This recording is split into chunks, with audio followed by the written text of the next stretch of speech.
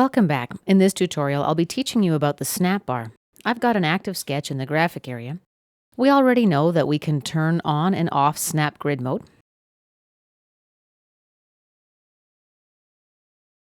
The snap bar is currently set to 10 millimeters. To change the units of measurement, we can select from this pop-up menu here.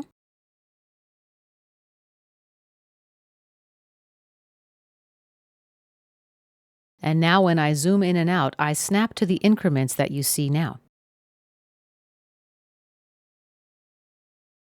It's set to 5 millimeters currently. And by the way, I zoomed in with my mouse wheel. That's why you didn't see me click on any commands.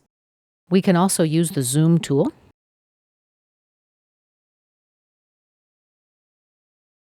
And just press escape to exit the zoom tool. Notice that when I mouse over the snap grid, the mouse snaps to the intersection lines.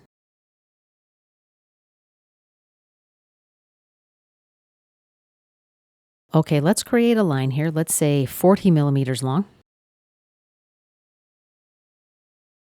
And we'll make this line 60 millimeters. Right-click and OK. Now, if you want to snap to different increments, you can grab the slider and drag it. Or you can enter a value here manually.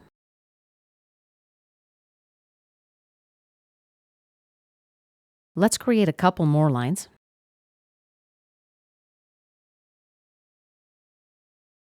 Now my lines snap every 15 millimeters.